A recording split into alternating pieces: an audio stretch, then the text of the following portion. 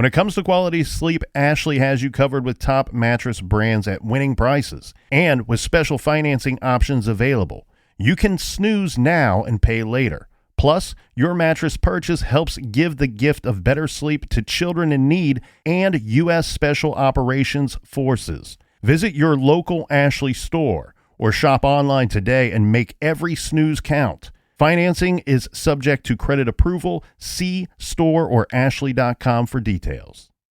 Shopify is the global commerce platform that helps you sell at every stage of your business. With the internet's best converting checkout, 36% better on average compared to other leading commerce platforms, Shopify helps you turn browsers into buyers. In fact, Shopify powers 10% of all e-commerce in the U.S. Sign up for a $1 per month trial period at shopify.com/podcast free. All lowercase, shopify.com/podcast free, shopify.com/podcast free.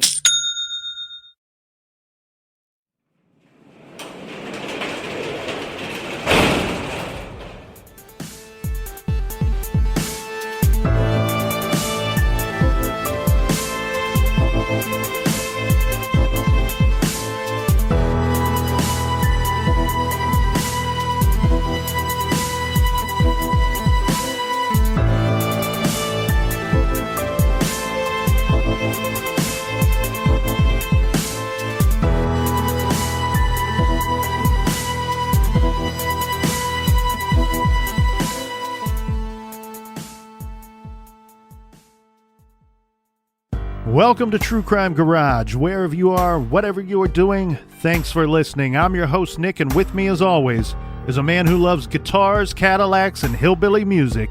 He is my friend, the Captain. Yeah, but beer never broke my heart. It's good to be seen, and it's good to see you. Thanks for listening. Thanks for telling your mother.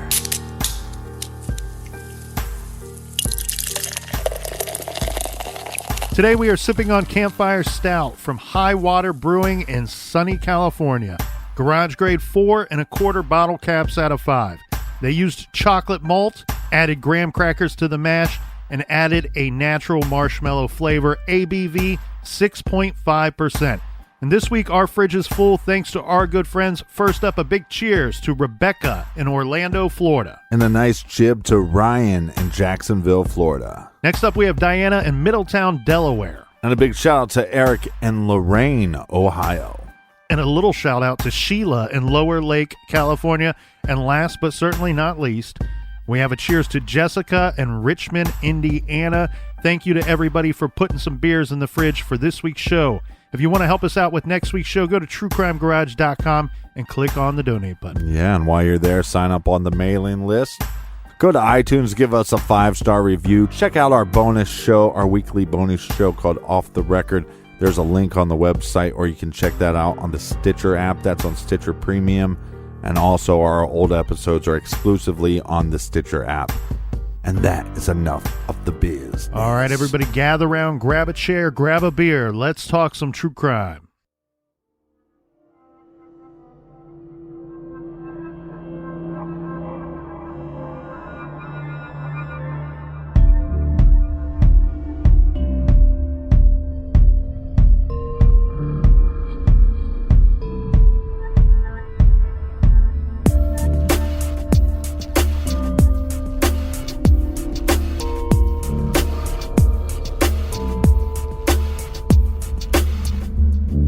I must honestly say, after reading the Bible and the Holy Quran, I started to wonder on the battle of good versus evil, on heaven and hell, in which many believe is a spiritual battle within oneself, and not an actual physical presence. Some believe that evil resides in all people, the yin and yang, for example. Certain things happened to me in life that I considered evil, yet they were perpetrated by those who were supposed to be the good guys and role models. The things they did are considered wrong to their own way of thinking. So why did these things happen? Did I do anything to these people? No. But I am crucified, while they are accepted. and this is taken as a consequence of life. So I looked at life and the ruling class and the so-called powers that be. I began to read books and studied them, keeping thoughts to myself until I could no longer keep it in. I came across what many would find such as conspiracy theories and secret societies, but this again crucified me as a paranoid, or even worse. Shouldn't these people be suffering a state of hell and not me? These are quotes from an ebook titled The Luciferian Theory. This is True Crime Garage, and this is the case of the Malibu Creek murder.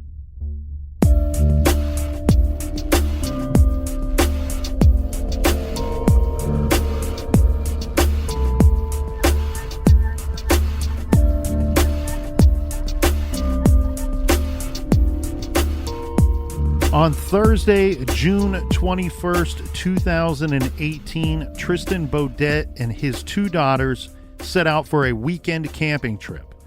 They were accompanied by Tristan's brother-in-law, Scott McCurdy, and Scott's two young sons. Their destination, the Malibu Creek Campground, located inside Malibu Creek State Park. This is a huge park of 8,200 acres. The park has 15 miles of trails and is located in beautiful, low-crime Malibu, California, just 25 miles from Los Angeles. The park itself is pretty famous. It contains the set for the iconic TV show MASH and was also the site for filming of the original Planet of the Apes. And many famous movie stars live in the area. Will Smith's $43 million compound is nearby, and the Kardashians are also not far from here. All right, getting jiggy with it. The campground in the park is located near Las Virginias Road, which connects Calabasas and Malibu. The campground has 63 campsites, each with a picnic table and fire ring, rented by the night to people looking to enjoy the great outdoors in this scenic area. Yeah. So on that Thursday morning, Tristan and Scott and the kids, they headed up to Malibu Creek Park, arriving by early afternoon. They were assigned a campsite at the gate, but upon arriving there, they decided that they could do better. They scouted around, found a different area that they preferred, and requested a change at the gate. They set up their tent, cooked dinner, and put the kids to bed in their sleeping bags. Tristan and Scott talked late into the night, and according to Scott, they then retired in their separate tents where their kids were already sleeping. There are reports out there that on the night of Thursday, June 21st, 2018, 60 of the 63 campsites were occupied. So the campground is almost full. Yeah. At 4:44 a.m. on Friday morning, now June 22nd, a 911 call came into the Los Angeles County Sheriff's Department, reporting shots fired in the 1900 block of Las Virginias Road. We don't know who called 911, although I've seen reports that it was Scott who heard the shots, then found Tristan bleeding and called the police. When the police and paramedics arrived, they found Tristan Beaudet. He had been shot. Now, the early report says he suffered a gunshot wound to his upper torso. Unfortunately, there was very little that paramedics could do for him, and just a short time later, he was pronounced dead at the scene at 5:21 a.m. The Los Angeles County Sheriff's Department, Lieutenant Rodney Moore, told the media that the man who was shot had been inside a tent with his two daughters when he was struck. The girls, thankfully, are unharmed. They were taken to the Lost Hills Sheriff's Station in the company of their Uncle Scott. Sheriff's deputies woke other campers in the campground, inspecting their tents for weapons, and asked whether anyone had heard or seen anything strange. Many didn't have anything to report. A few reported hearing 3 or 4 loud bangs, which they thought were from some distance, and then going back to sleep. Investigators closed the park so they could conduct a thorough investigation of the events of that early morning. They did not have a lot to go on, and they told reporters that no other information was available to give them at this stage. They had no suspect and no known motive, but one thing they did know, this was a homicide. What a strange set of circumstances. Here's a father. He's 35 years old. He's a young father. He's camping with his daughters, and the fact that he is murdered, nobody else in the campsite seems to be affected. Not even an injury as far as we could find. Yeah, it's like, what's the motive? There's no signs of robbery. It doesn't make any sense. Yeah, his two girls, they were sleeping with him in that same tent. Their ages at the time were 2 and 4, but from what I could find, their names have not been released to the public or to the media. Mm-hmm. Now, Tristan, what we know about him, he met his wife, Erica Wu, when they were in high school in Fresno. Tristan was clean-cut and solid. He loved cooking, ultimate frisbee. I guess he played on a team called the Air Squids, which is a pretty cool name. Mm-hmm. He loved nature, outdoor activities. Obviously, he's out camping with his young daughters. He liked snowboarding and biking and science. In fact, he was a scientist for his profession. After high school, he took a year to study in Switzerland, and then he matriculated at UC San Diego while Erica was at Stanford. Well, it seemed, like I said, it seems like an all-around pretty cool guy, and then the fact that he's taking his daughters camping. Yeah, cool guy, good father, and smart, obviously, is what we can see here. Right. Once he graduated, he was awarded for the highest GPA in his graduating class. That is an award I've not received. He was enrolled at the graduate school at Berkeley, where he received his PhD in chemistry. So, as you pointed out, Captain, as I pointed out, one bright dude. The two got married in 2008 and settled in San Francisco, but moved to Irvine. Erica began an OB/GYN residency, and Tristan took a job at a pharmaceutical company. In June of 2018, so just shortly before this murder, the couple was 1 week away from a move back to the San Francisco area. This would be so that Erica could begin her tenure as a practicing doctor. And Tristan actually accepted a job with a Bay Area pharmaceutical company. So they had plans to move. Erica, all she had to do was pass her medical boards, and then she was good to go. Mm-hmm. This is the reason why Tristan took the girls camping. Erica needed to be alone and focused. She needed to study for these medical boards. Well, with no clear motive, you got to think that law enforcement is wondering where she was during these events, and was there any type of relationship outside of the marriage? Well, here's what we do know. On Friday, June 22nd, this is at 6:45 a.m. So the 911 call comes in at 4:44 a.m. Tristan is pronounced dead at 5:21 a.m., and this is now 6:45 a.m. Erica Wu was up and getting ready to go and actually take her boards, take the test. To her surprise, even at this very early hour, she found her sister Priscilla at her door. Priscilla was there as she had the unfortunate job of delivering the terrible news. Right. After they spoke, Erica and her sister made the long drive to Malibu to the Lost Hills Sheriff Station. This was to retrieve her two daughters. Erica, of course, was in a daze. She could not wrap her head around what had happened. It was just supposed to be a short, fun camping trip. And this wasn't in some remote, treacherous, or even threatening environment. This was a public park with some of the priciest residential areas in the world nearby. Well, like you said, it was almost completely full that day. Yeah, 60 of the 63 campsites were occupied. To everyone, this murder seemed totally random, and it seemed very bizarre. The whole public opinion and theories, they were starting to get tossed around pretty quickly, okay? Here's what we were thinking in the very beginning. One, there was a thought that this could be an accidental shooting by one of the daughters or a possible suicide. Mm-hmm. Now, this was a theory, but this was ruled out almost immediately because the police found no gun inside the tent with the girls and Tristan, no gun at their campsite, really no gun anywhere for that matter. Right. Another thought was this could be a hunting accident. We should note, though, no hunting is allowed in this area at all. Right. There are some more complicated theories that were tossed out there. And some of these, well, we'll go through them. First was Tristan's murder was somehow related to the marijuana growing farms operated by the Mexican cartels in this area. This was tossed out there.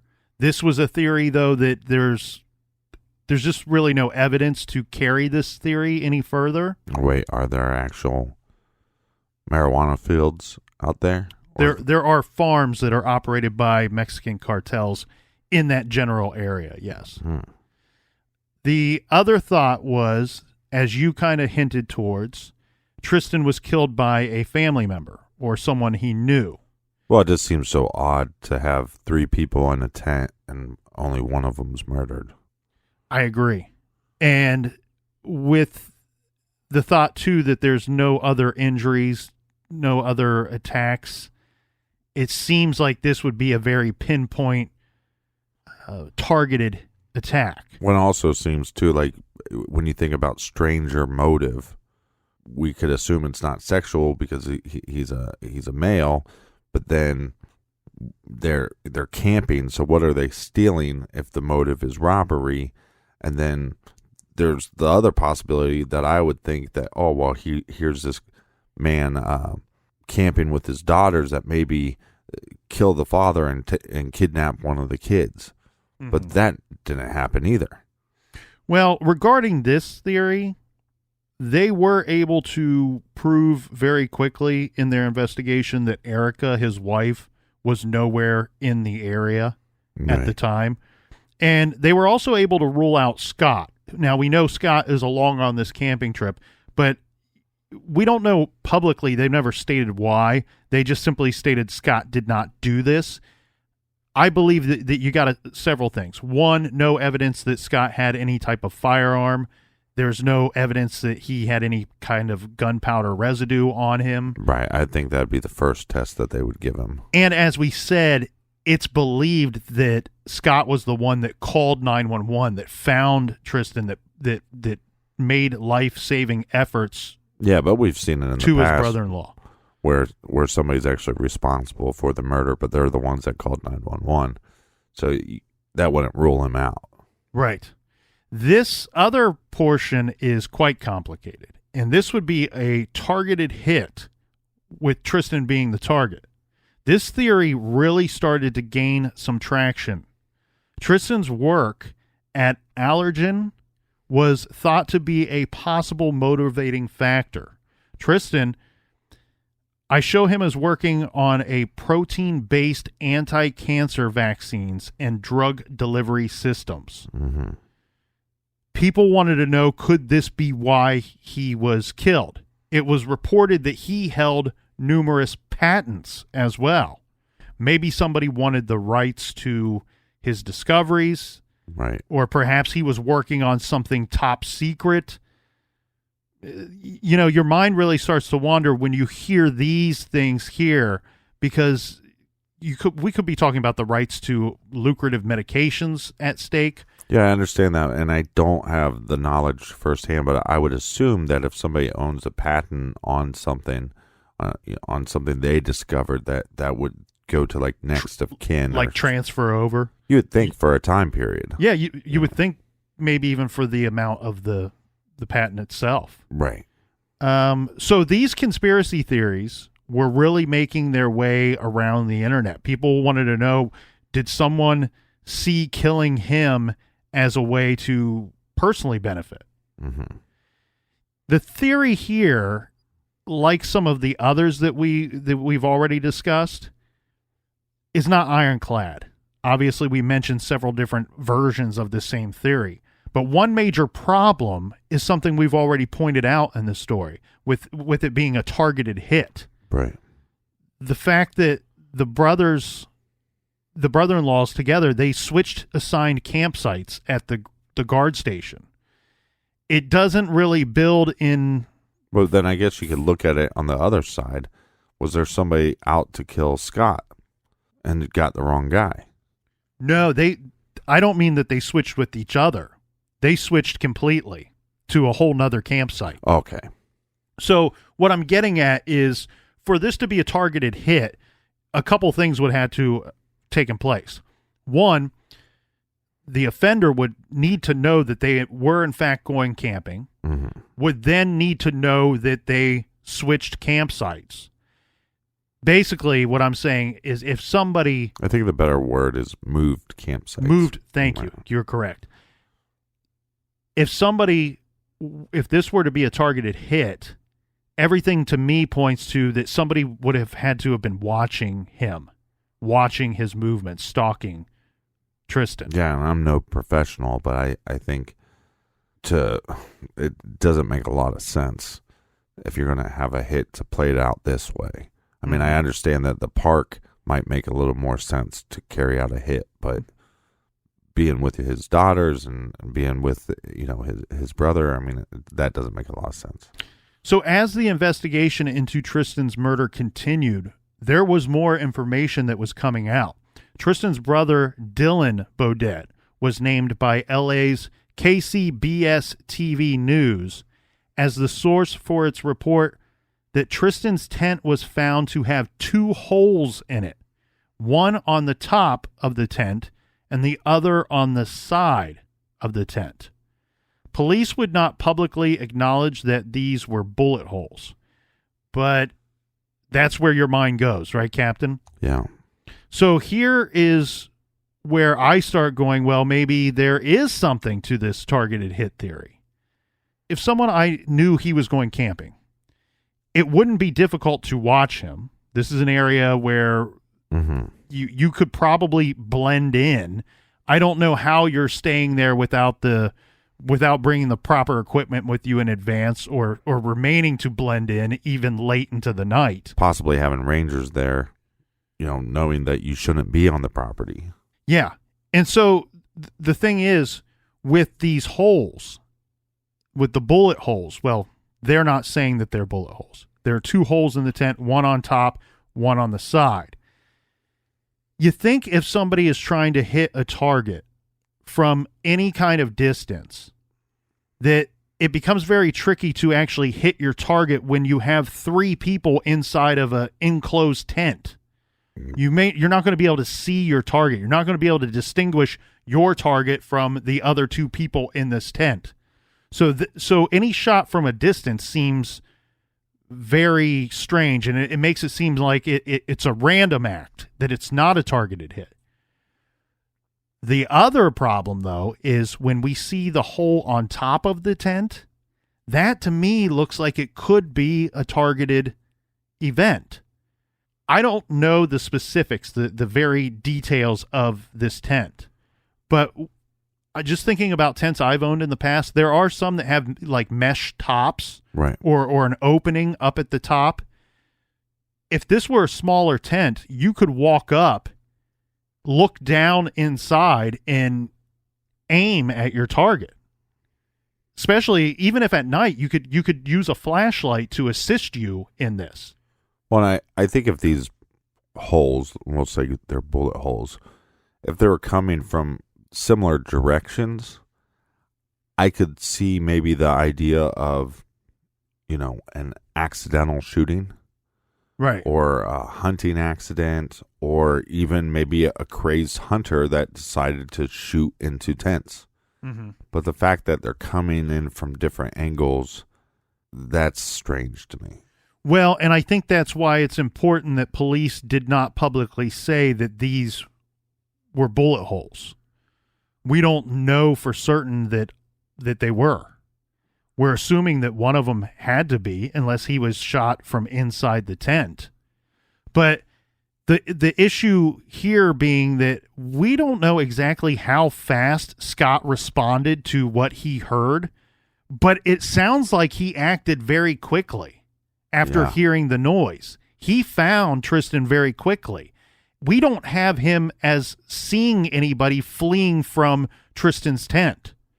So again, it's just a very weird situation and a weird investigation. And I don't want to go to CSI on everybody, but you would think they would be able to do ballistic tests to see if roughly what range possibly the bullet went through the tent. Yeah, well, and I believe they would be able to determine that they were in fact bullet holes, or if only one of them was, that would be the case. So this is a perfect way to lead us into some more information that would come out. And this was big for the case. This came directly from the LA County Coroner's Office from Assistant Chief Ed Winter. He said Tristan was killed by a single gunshot. So if the holes are thought to be bullet holes, unless one missed their mark, only one could actually be a bullet hole. The twist in the story here, Captain, is the Assistant Chief Winter says the single shot was to the head, not the torso, as was previously reported.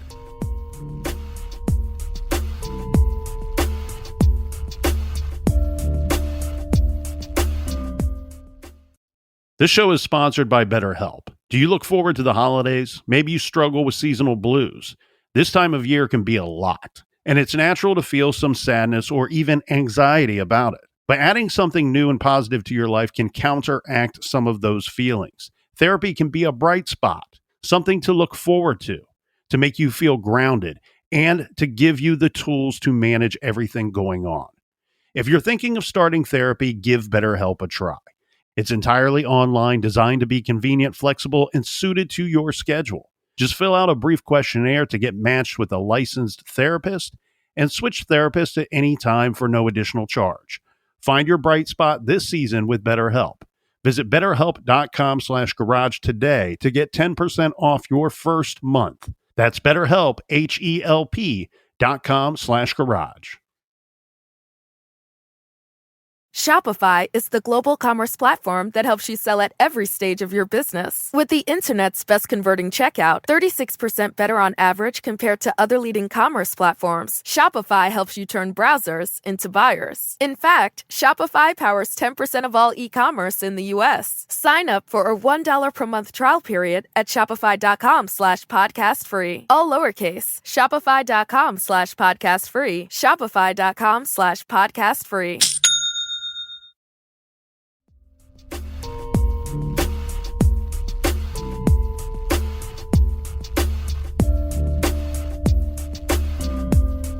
All right, we're back. Cheers, me mateys. Cheers to you, Captain. Cheers to everybody out there listening. I do want to point out before we get too far along that really great coverage for this case was conducted by the Los Angeles Times and by a long-form article in GQ magazine by Zach Barron. We have relied heavily on these sources in putting together this week's case. Now, everyone publicly agreed that Tristan's murder was a bizarre incident, not easily explained, and early on thought to be an isolated incident. But just 5 days after the murder, that was going to change. Because on June 27th, 2018, a story in the Los Angeles Times by Richard Winton would change everything. The B1 page article headline was 5 park shootings in 2 years, but no warning. The article cites 5 separate shootings, all in the Malibu Creek State Park in just a 2-year time period, all before Tristan was shot and killed, of course. Yeah. The other shootings, in which at least one person was injured, got little publicity at the time, but now prompted fears that they might somehow all be connected. And the story got worse. On June 30th, the Times reported that there were even more shootings. And then again, this information was largely unreported to the public. The Los Angeles Sheriff's Department, the paper said, had identified 7 other shootings in the Malibu Creek State Park area since 2016. 3 of the 7 were in Los Angeles Sheriff Department's jurisdiction, and the remainder were in the state park's jurisdiction. A LASD spokesperson issued a statement saying, quote, "Homicide detectives are aware that there have been other shootings near the location in the past. However, there is no evidence that suggests this incident is related to any prior shootings," end quote.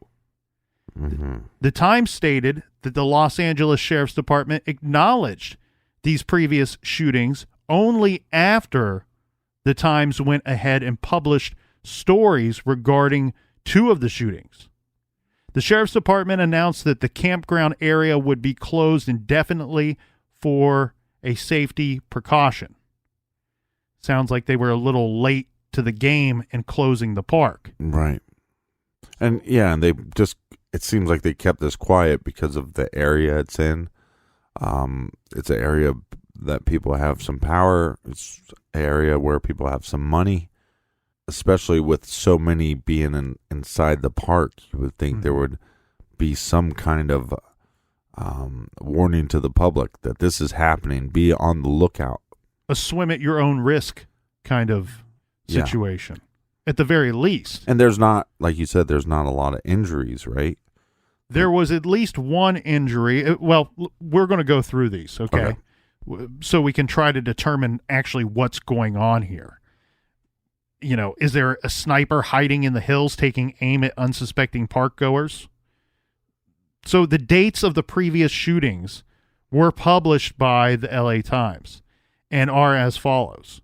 November 3rd, 2016, then 6 days later, November 9th, 2016, January 1st, 2017, June 8th, 2017, July 22nd, 2017, July 30th, 2017, June 18th, 2018. This last one, June 18th, just 4 days before Tristan was shot and killed. Yeah. The tricky thing here for me, Captain, is I understand that this falls into 2 different jurisdictions, but some of these are so close together in time frame that it's hard to believe that somebody wouldn't have recognized that there's a problem here, that there's a very big underlining, we don't understand what's going on problem here. Yeah. Let's go through the ones that we have detailed information on. The first incident was on November 3rd, 2016. This is when a young wildlife biologist, James Rogers, was sleeping in his camping hammock in the nearby Tapia Park area. This is not a campground. It's about 200 yards from Malibu Canyon Road. He says he, quote, heard a loud bang and then felt a burning sensation in his arm. This is quoted in the LA Times. He didn't see anyone around, but his arm was wounded, and after a time, pellets started leaking out of the wound. Oh, God. James noted that when his hammock, when he's in his hammock, he sleeps with his arm or arms up over his head. Yeah. If he hadn't been positioned this way, he would have been shot in the head or the face. In the face. Yeah. In the face. He required surgery to remove the many pellets embedded in his arm.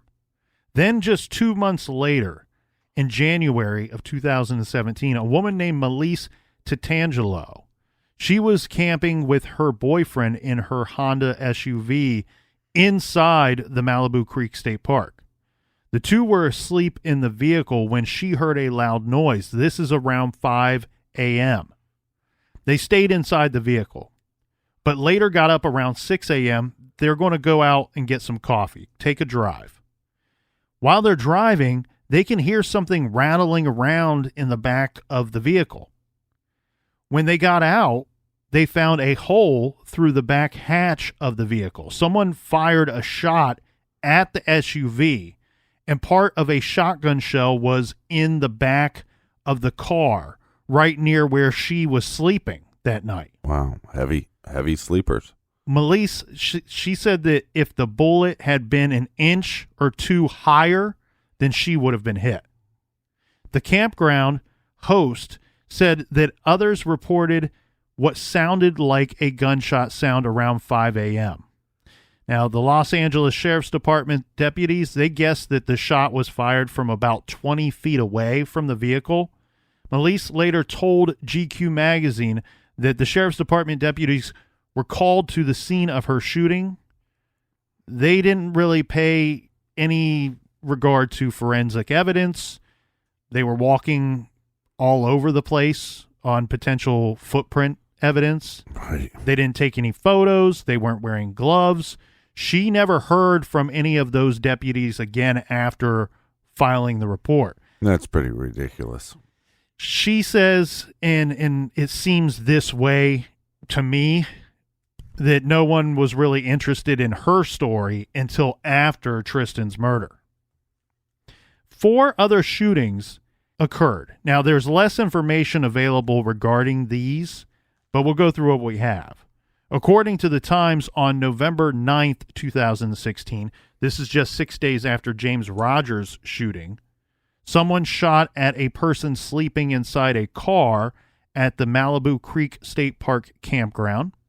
6 months after that, on June 8th, 2017, a car driving down Malibu Canyon Road was struck by a bullet. Another car was hit on July 22nd. Then on July 30th, the Times reported, quote, deputies investigated another report of shots fired, but were unable to determine what happened, end quote. Then on June 18th, 2018, a Tesla traveling along Malibu Canyon Road around 4:30 a.m. was hit.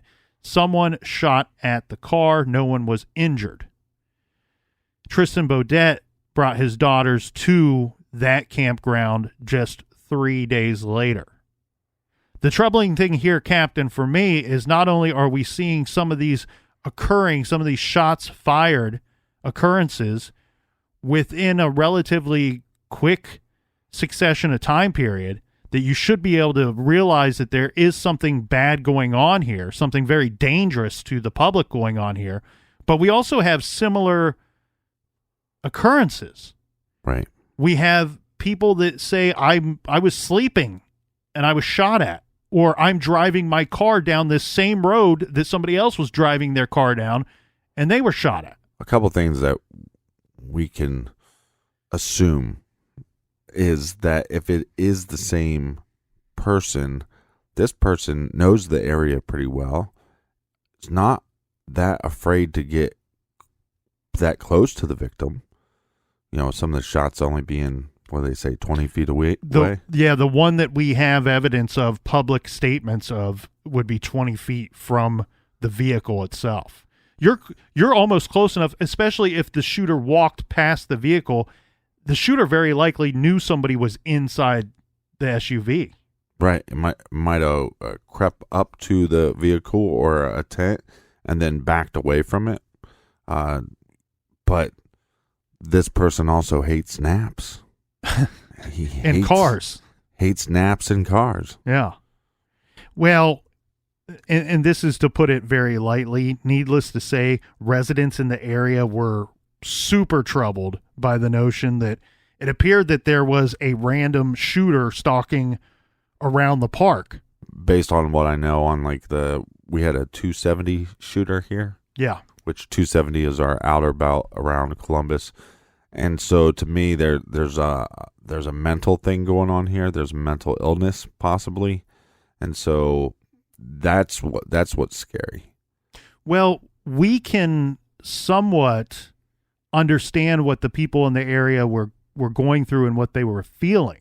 Yeah. Because, these people are telling the press, once they figure this all out, once it's all reported, that they're afraid to hike. They're in the area. They're afraid to go to the park. They're afraid to ride horses. Mm-hmm. They say, some of them saying they felt like sitting ducks. Now, we felt similar when there were shots being fired at random cars on 270 here in Columbus. when you're traveling along in your vehicle. Mm-hmm. There were injuries. There was at least one murder that I can remember. Yeah, what was interesting was you had all these shootings going around 270, but it's mainly the southwest side. And all those exits are the exits that I would take to go to friend's house, go to work, come home. So it was very scary. And then there was several, I think it's shootings that happened when people were going on the on-ramps. Mm-hmm. So you want to talk about going, you have to take this exit. And as you got on that on-ramp, then your nerves were shot. You'd be sweating. Well, and I remember when that was going on, people would jokingly say to one another, "Oh, don't go on 270," or "Oh, I stay off of 270." But in reality, even though they're trying to put on a hard shell for everybody, they were avoiding 270. They were avoiding these areas. Yeah, at one point there was, they believe, like a cross section, and a little bit before they caught the guy, but it was 270 and State Route 23. And I remember missing my exit one time and having to take that exit. Wait, you worked right in that area, didn't yeah, you? And so I was going a different way home, and to and from work. I was going a different way because they said, "Here's this cross section." So it was just like, why take the chance, right? Yeah. And so I was going a different way, and what do they call it?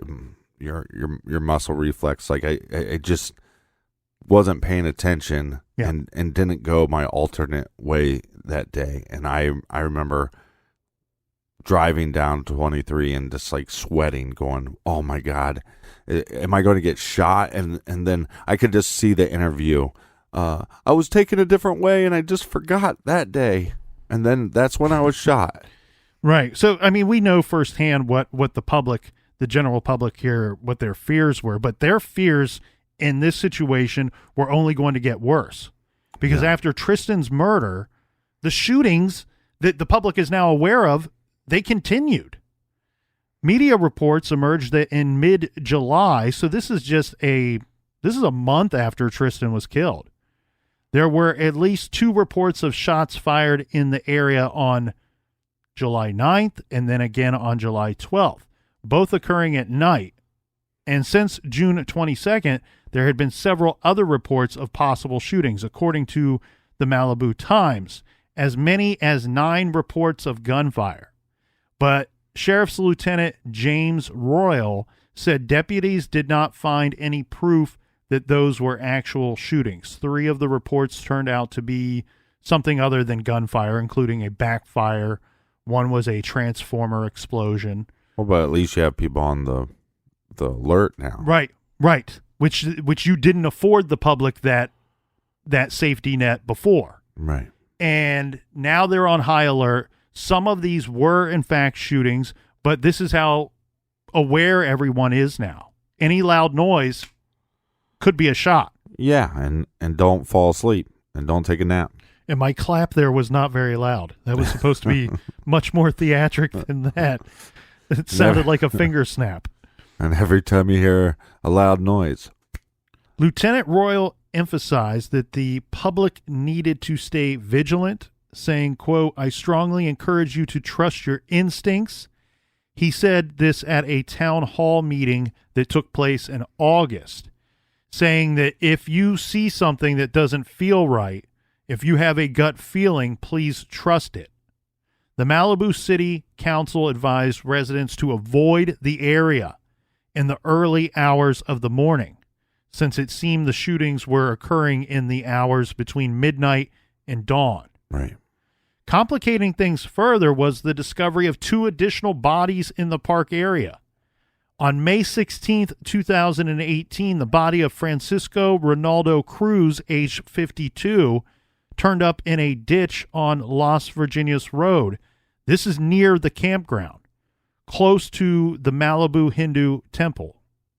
He died of blunt force trauma to the head and sharp force injuries to the neck and chest. According to sources who spoke with the Hollywood Reporter, Cruz's body showed signs of torture in the form of drill marks. Then on July 27th... Where were the drill marks? I don't know. Does it say? Ugh. Well, we do know that the report states that there was sharp force injuries to the neck and the chest. Drill marks on the neck and the chest. So that would be my guess, yes. Wow. On July 27th, 19-year-old Roger Chavez Barajanas, his decomposed body was recovered on an embankment in the 24,000 block of Piuma Road. He died of multiple gunshot wounds. The sheriff's department representatives said that these homicides, after their investigation, were gang-related and were not connected to Tristan's murder. Yeah. Officials specified that the remote canyon roads, unfortunately, have been dumping grounds for bodies for a very long period of time. But keep in mind, people in the area, you're not very trusting of your public servants right now, are you?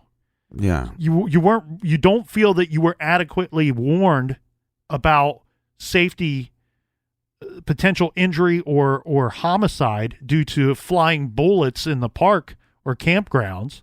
So you can imagine that these people are not going to feel super great about you coming forward and going, well, this is not connected. Yeah, don't worry, guys. Don't worry. It's gang related. You have nothing to worry about. Basically, what you have here is hysteria in the area, at least as far as some media sources were concerned. In Touch, which is a weekly gossip magazine, questioned, quote, "Is there a new serial killer terrorizing the affluent community of Malibu Canyon?" Another mainstream media pointed out that a 21-year-old man named Matthew Weaver had vanished on August 10th, 2018. This is not far away in Malibu. His four-door BMW was found, quote, hanging off the edge of the Topanga Mountain Motorway. Another disturbing case was the 2017 disappearance of Elaine Park. The 20-year-old was last seen leaving her boyfriend's home in Calabasas, and her car and personal belongings were found on the Pacific Coast Highway near Coral Canyon Road in Malibu. And, of course, one of the area's most well-known unsolved deaths was still fresh in the residents' minds. This is of Matrice Richardson in 2009. Right. Matrice, as you might recall, was a case we covered in episodes 75 and 76.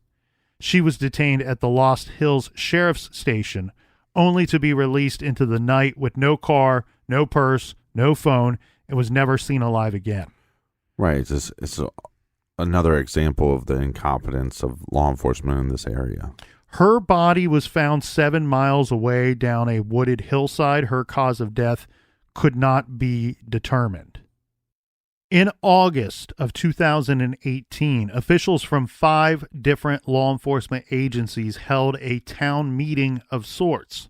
Lieutenant Moore acknowledged that they had no theory, no suspect, or answers regarding Tristan's murder. The $35,000 reward for information did not serve to bring anyone forward. The Los Angeles Sheriff's Department would not even address whether they believed that the shooting of Tristan Beaudet was targeted or random, or whether there were any perceived patterns to the shooting crimes themselves. The autopsy results were sealed, and detectives would not disclose whether any of the other shootings involved the same type of weapon. They would not discuss ballistics at all. They stated that they didn't see any connection between these crimes and the Matrice Richardson and Elaine Park cases. Sheriff Jim McDonnell told the San Francisco Chronicle that the pattern at this point certainly is not clear, if there is one at all.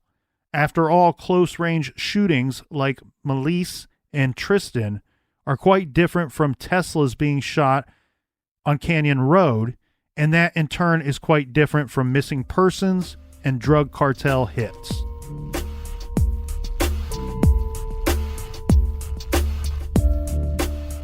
If you're looking at your podcast app and you're wondering where can I find more True Crime Garage, go get the Stitcher app. It's free. Our show has been around for almost 4 years, so we got a lot of stuff in our back catalog. It's all available for free on the Stitcher app. And also, we have another show called Off the Record. Everybody loves it. Check that out on Stitcher Premium. Until tomorrow, everybody out there, be good, be kind, and don't litter.